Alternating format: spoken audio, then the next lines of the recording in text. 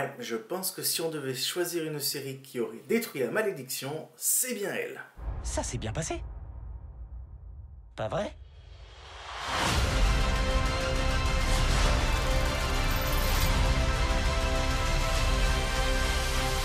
Hey, bonjour, bonsoir à tous, c'est Yota et j'espère que tout va bien chez vous. Aujourd'hui, messieurs, dames, nous attaquons un nouveau concept, le cinétrapage. Le cinétrapage, qu'est-ce que c'est? C'est tout bonnement en fait, je fais une critique ou un avis sur soit des films et séries sortis récemment, soit au cinéma, soit dans les sites de streaming, soit un film que je ne connaissais pas, qui date un peu et qui je voulais revoir, ou juste des films cultes que je n'avais toujours pas vus et que je me devais de voir. Et pour ce premier ciné-rattrapage, j'ai décidé de m'attaquer à la série du moment. Puisqu'en effet, je pense qu'il y a des choses à dire. Ou du moins, ça nous permet d'avoir une bonne leçon de réussite. En effet, nous allons parler de la série live-action adaptée du manga culte, à savoir One Piece. Mais avant d'en faire la critique et l'avis, je tenais à vous passer, on va dire, tout mon passif avec le manga, à savoir One Piece à la base. Alors pour One Piece, faut savoir que j'ai un passif plutôt vieux, entre guillemets, puisque je pense que j'ai connu One Piece, ouais, il y a de ça 8-10 ans, c'était à la télévision, j'avais jamais lu encore le manga. Les seuls mangas que j'avais lus à l'époque, j'étais pas très manga, j'étais plus BD déjà. En manga, j'avais dû lire, je crois que j'avais lu GTO un petit peu, et j'avais lu Green Blood, un très bon manga, je vous le conseille si vous voulez lire, c'est très cool. Voilà, je connaissais un petit peu les deux noms, quoi, voilà, Naruto, Dragon Ball, Bleach et One Piece. Et en fait, le soir, quand je rentrais du lycée, j'allumais souvent la télé et j'allumais MTV, et MTV m'offrait l'occasion de pouvoir enfin voir One Piece, et je crois qu'à ce moment-là ils étaient à Thriller Bark, donc leur aventure avait déjà bien commencé, facilement. J'ai suivi toute l'histoire ensuite de Thriller Bark jusqu'à Marineford, et après bien évidemment le saut des 2 ans avec les hommes poissons et l'île de Vegapunk, je sais plus, Punk Hazard, voilà. Donc jusqu'à là, c'est entre Thriller Bark et Punk Hazard, j'ai suivi l'anime entre guillemets à la télévision. Le problème, c'est que après, j'ai vite lâché l'affaire parce que déjà, j'ai commencé les études supérieures, j'avais plus non plus toutes les chaînes, donc si ça ne passait pas sur les chaînes de la TNT, j'avais aucune chance de le voir, et il n'y avait pas encore toute l'animosité avec Crunchyroll, Netflix, Disney+, etc., où bon, on aurait eu un peu ce contenu. Donc j'ai un petit peu abandonné One Piece à ce moment-là, et puis ensuite je l'ai récupéré, ouais, je pense il y a 3-4 ans, quand j'ai commencé à regarder certains youtubeurs One Piece qui m'ont permis de suivre, on va dire, la partie scan, donc la partie manga papier mais scanné sur ordinateur, où j'ai pu commencer vraiment à suivre chaque chapitre, voir où ils en sont avec Dressrosa, Wano, Whole Cake Island, etc. Et donc j'ai quand même bien suivi One Piece, et j'en suis plutôt friand, je dois avouer que je connais quand même pas mal les personnages, je connais l'univers, je sais les enjeux, je sais les trucs, donc je suis pas un non instruit sur le manga. Bon, maintenant qu'on a vu le passif, il faut que je vous explique aussi ma version pré-visionnage de la série. Il faut savoir que on a eu l'info que Netflix allait faire une série, je crois il y a 3-4 ans, je crois, facile, donc ça date un peu, et je me souviens que la première chose que je m'étais dit, c'est « Oh mon Dieu, Netflix essayant d'adapter ce manga. » Parce que oui, il nous aurait dit Naruto. Bon, il nous aurait dit, je sais pas, Bleach ou Dragon Ball, on aurait fait à peu près la même tête. Même si par exemple GTO, ça peut être un peu plus simple, même si bon, on est quand même sur des univers très fiction, donc Naruto avec les ninjas, les gros monstres, le renard à queue, etc., ou même Bleach avec tous les fantômes. Par exemple GTO, ça m'aurait pas surpris, parce que GTO ça aurait été simple, entre guillemets. Bon, après le thème est peut-être un peu plus compliqué à adapter, entre guillemets, mais ça aurait été possible, ça aurait été beaucoup plus possible que de m'annoncer un One Piece. Parce que oui, pour les non-initiés, One Piece n'est même pas fini. Parce que oui, je crois qu'il a à peu près le même âge que moi, puisqu'en effet, je crois que c'est même le même mois d'ailleurs, de ma adolescence. Donc il a 26 ans, donc c'est un manga qui est vieux déjà, mais qui est toujours d'actualité, quoi. Il n'est jamais fini. Et il est pas prêt de finir, moi honnêtement, je vous dis, je pense que dans 2-3 ans, on en entendra toujours parler.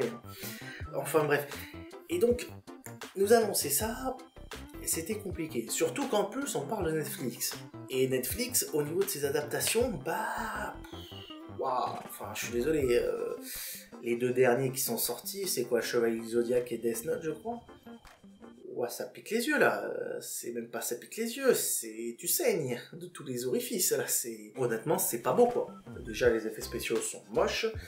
Le côté d'américaniser tout, au sens large, faut arrêter. Même si dans le Chevalier du Zodiac, ils font pas, mais là, c'est vraiment les effets spéciaux, c'est... C'est dégueulasse. Donc, je m'inquiétais un peu quand Netflix annonce ça. D'ailleurs, j'en parlerai un peu plus tard un jour, je pense avant la fin de l'année, de Netflix. C'est une de mes licences préférées. J'en attends beaucoup. J'en attends beaucoup maintenant. Depuis la visionnage, donc j'en attends beaucoup. Mais j'avais quand même espoir sur un point. Eiichiro Oda. Parce que oui, pour la première fois, j'ai l'impression sur tous les films qui nous ont pondus au niveau de l'Occident ou de l'Orient d'ailleurs, là cette fois-ci nous avions vraiment l'auteur de l'œuvre qui était présent à chaque étape du film.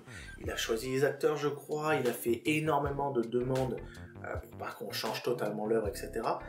Donc autant vous dire, j'avais quand même espoir parce que bon, ça reste Eiichiro Oda quand même, il adore son œuvre. Même si bon, on a pu voir quelques mois avant que One Piece Red nous a montré le contraire, ou du moins que il partait un peu en coucouille le petit, mais ça reste Eiichiro Oda. Ça reste quelqu'un qui a bossé son œuvre depuis plus de 26 ans, les gars.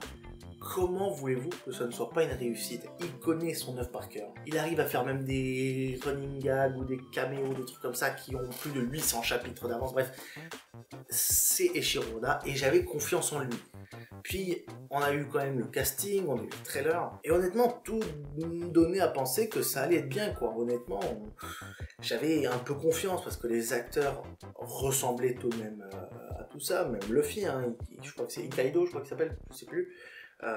Moi je trouve qu'il va super bien à Luffy, rien que déjà dans la bande-annonce. Donc c'est sûr que j'avais un peu plus d'a priori dessus, mais le reste avait l'air bien. Même Arlong, je trouve qu'ils l'ont bien fait, quoi. Alors c'est sûr que c'est pas le même Arlong qu'on a dans le manga, mais bon, qu'est-ce que vous voulez adapter un homme-poisson, les gars, déjà? Problème, déjà. Donc, je partais, avant le visionnage, sur une vision de... Bon, je vais être bon public... J'en attends pas non plus énormément, mais en même temps j'en attends beaucoup.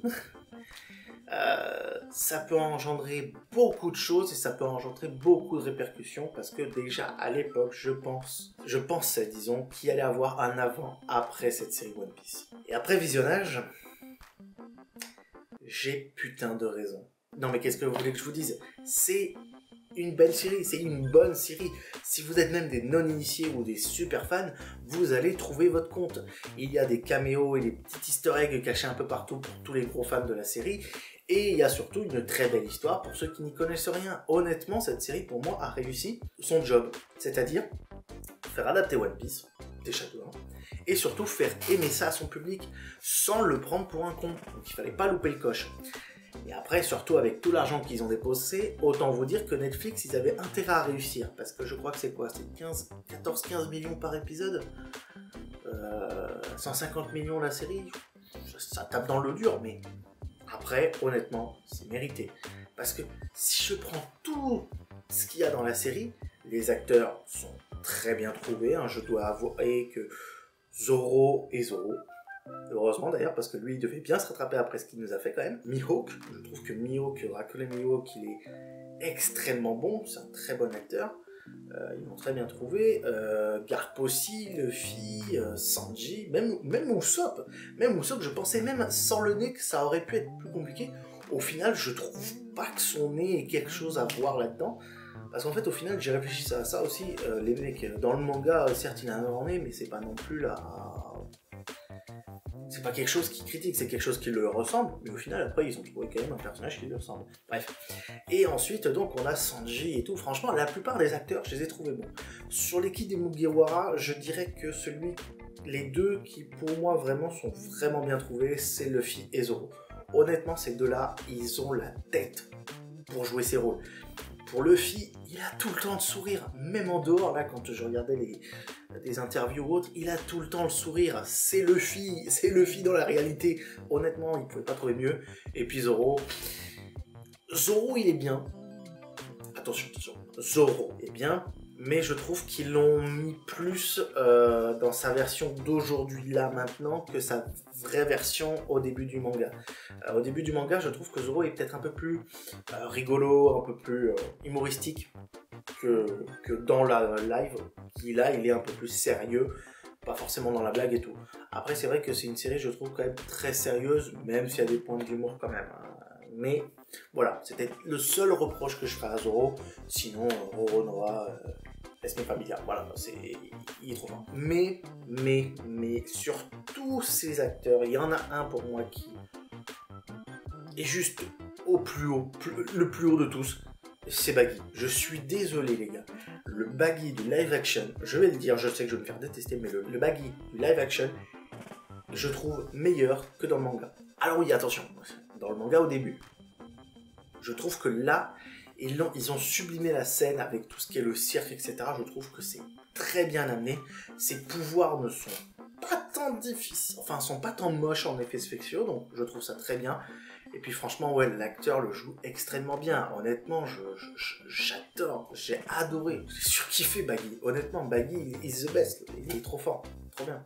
Et ensuite, les deux derniers que je voulais parler en acteur, j'avais l'espoir pour Kobe. Au final, j'ai eu raison parce que je trouve que Kobe est plutôt bien joué.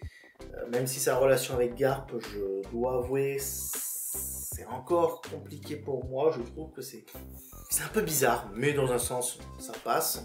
Même avec son camarade, là, je sais plus comment il s'appelle, doublé par Donald Renew d'ailleurs. Encore une fois, un grand maître du doublage français est toujours là. Et ensuite, le dernier où j'avais espoir au niveau du rôle, ouais, c'était Arlong. Alors Arlong, c'est Arlong, enfin... Pour moi, il m'a pas tant dérangé que ça, le nez, au final. Je trouve que, ouais, on dirait Arlong, quoi. Donc, lui, il m'a vraiment pas dérangé et je trouve qu'il joue plutôt bien. Et ensuite, on arrive au dernier point, c'est notre cher Shanks le Roux. Alors, je trouve que l'acteur est plutôt bon, mais j'ai un peu de mal. Enfin, c'est compliqué. Shanks, ça va être, je pense, un débat pour beaucoup de monde encore, parce que pour nous, il y a des gens qui le défendent en disant que c'est un très bon acteur qui joue très bien Shanks, et d'autres qui trouvent qu'il lui ressemble pas trop. Alors déjà, t'as pas forcément besoin de ressembler pour jouer un personnage quand même si ça aide. Mais Shanks, c'est vrai que c'est compliqué de jouer un personnage aussi iconique que lui déjà, puisque c'est quand même lui qui fait démarrer toute l'aventure de Luffy. Mais honnêtement parlant, il porte la tête. Enfin, moi je trouve que ça va. C'est peut-être juste ils l'ont un peu plus transformé Shanks en une sorte de rookie, un peu hippie dans son coin. Même si c'est vrai que dans le début de l'œuvre, il est comme ça. Faut aussi quand même se rappeler, les gars, il y a beaucoup qui critiquent sur ce genre de fait, mais en fait qui ont l'image de One Piece d'aujourd'hui. Enfin, le One Piece d'aujourd'hui, on est quoi? On est au 1090, je crois, chapitre ou je sais pas quoi. Les gars, il y a eu 2 ans, il y a eu presque 3 ans qui est passé entre les deux. Dans l'œuvre, hein, je parle pas dans la vie réelle, je pense que là maintenant il y a 26 ans, hein, donc déjà ça date. Puis les personnages ont évolué, la vision de l'auteur a évolué, etc. Donc bien sûr que les personnages ont évolué, hein. Shanks à l'époque, c'est certainement pas le Shanks qu'on a aujourd'hui qui est hyper badass et qui fout les jetons dès qu'il rentre dans un bateau. Donc voilà, donc pour moi les acteurs, ils sont vraiment tous bons. Le scénario, bah écoutez, moi j'ai rien à dire sur le scénario, enfin je trouve qu'ils ont plutôt bien réussi à réduire tous les chapitres pour les faire entrer dans 10 épisodes d'1 heure. Tous les personnages sont à peu près montrés, il y en a certains qui sont un peu oubliés, par exemple le combat de Krieg n'y est pas, on est plutôt là à le faire bousiller par Madame Mihawk, mais je trouve qu'ils ont plutôt bien amené tout pour que tout soit à peu près en forme, l'arrivée de Mihawk sur le Baratie, l'arrivée d'Arlong sur le Baratie, qui n'est pas vrai je crois dans l'œuvre, j'ai un doute mais je crois que non. Donc honnêtement oui, il y a ce côté, ils ont réussi quand même à amener tout ça dans 10 épisodes, donc c'est cool. Maintenant, est-ce que le scénario vaut le coup? Oui, parce que de toute façon, c'est celle de l'œuvre, hein, on ne peut pas faire mieux. Et puis, franchement, dans le scénario, j'ai pas plus à dire. Pour le côté action, là j'ai peut-être des reproches. Parce qu'au niveau action, alors déjà tout ce qui est fruit du Némon, ça veut dire tout ce qui est Luffy. Alors parce que pour le moment au niveau fruit du Némon, on a eu quoi? On a eu Luffy, Et on a eu Baggy. Au niveau fruits du démon, hein, je crois qu'on n'a rien eu de plus. Pour les scènes avec les fruits du démon, je trouve que ça rend bien. Enfin, le fruit du démon de Luffy est pas tant dégueulasse que ça en FSFX.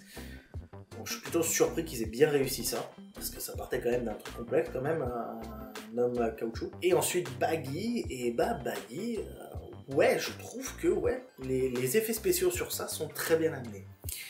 Au niveau fluide, on en a eu un, puisqu'on a eu la version de Shanks avec le poisson. D'ailleurs, parenthèse, je ne vais pas trop en parler de cette scène, mais elle est parfaite.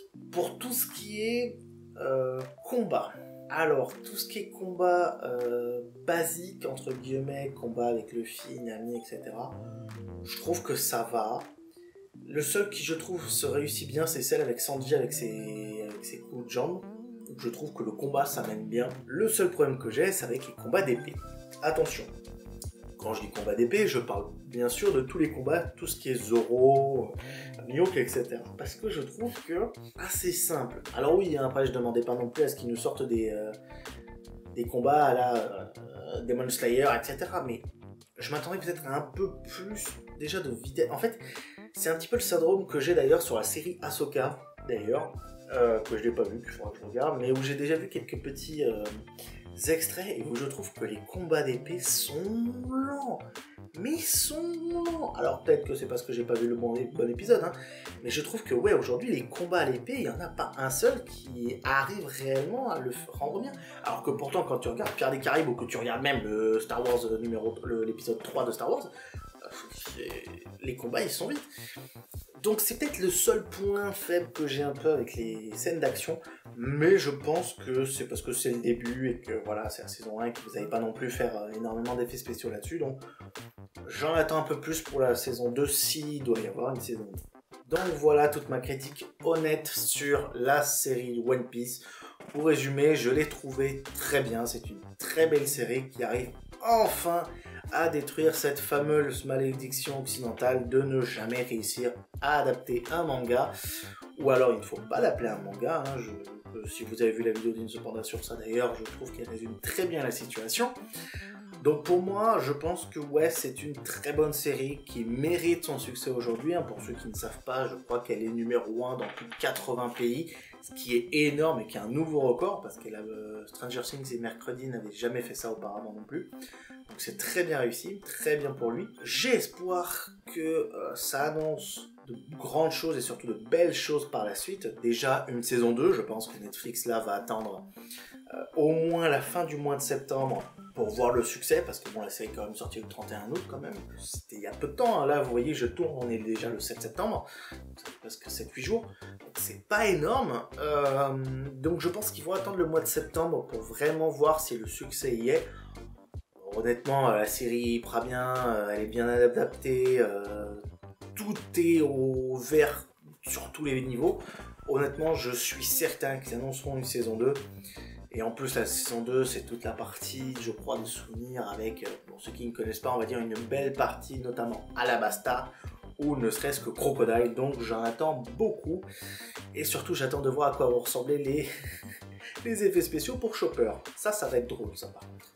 Et surtout, j'espère, comme j'ai dit, que ça va amener de très belles choses chez Netflix ou ailleurs, puisqu'en effet, je pense qu'il y aura vraiment un avant-après One Piece, dans le sens où les gens ont compris que si tu respectais l'œuvre à la base des bases, que tu mettais en tout en œuvre pour que ça marche, en mettant par exemple l'auteur de l'œuvre avec toi pour aider pour toute la création et tout, et surtout que tu ne prends pas les fans pour des cons, et t'es sûr à 100% que ça marche en fait. Là, One Piece est clairement l'exemple parfait. Maintenant, voyons voir ce qu'ils vont faire par la suite, hein, parce que Netflix a quand même pas mal de licences qui vont être lancées par la suite. Hein. Par exemple, je crois qu'on a Narnia d'ailleurs, avec la réalisatrice de Barbie, que j'attends beaucoup, parce que Narnia, le premier était parfait, le deuxième moyen, le troisième, et je sais pas ce qu'ils ont fait dessus, je crois qu'ils ont pissé dessus ou chié même dessus, et ils ont étalé la merde. Et ensuite, on a la série que je viendrai parler dans pas très longtemps, ou du moins pour donner mon avis, parce que j'ai peur, mais en même temps, j'ai hâte, parce qu'on n'a toujours rien, on n'a même pas encore une annonce de tournage ou autre, donc j'espère que la série One Piece mettra un coup de dent pour dire, les gars, faut pas louper ça. Et enfin, donc pour tout terminer cette vidéo qui est un petit peu longue, je dois l'avouer, je vais donc vous donner ma petite note pour cette série-là. Honnêtement, j'ai envie de dire, elle mérite un joli 17,5. Joli 17,5 sur 20. Parce que le scénario est bien adapté, ils ont fait les bons raccourcis qu'il fallait pour bien réduire quand même la charge de scénario dans l'œuvre. Les acteurs sont très bien trouvés, ils jouent plutôt bien, certains subliment même l'œuvre. Il y a peut-être en effet les scènes d'action où il manque peut-être un petit peu plus de vitesse, mais en vrai ça passe très bien, et si vous voulez vraiment voir une série, je vous la recommande, elle est parfaite pour ça. Donc voilà, bah écoutez, j'espère que ça vous a plu, hein, que ce nouveau concept vous plaira et que vous êtes d'accord avec mon avis critique. Si vous avez aimé, n'hésitez pas à aimer la vidéo avec un petit pouce bleu ou laisser un petit commentaire. D'ailleurs, en commentaire, laissez-moi vos avis sur la série aussi, qu'est-ce que vous en avez pensé, et surtout, sur quel film ou série voudriez-vous que je fasse une critique. Et on se retrouve la semaine prochaine pour une prochaine vidéo, vendredi 18 h. C'était Eyota en direct de la toile, et à bientôt sur YouTube. Ciao!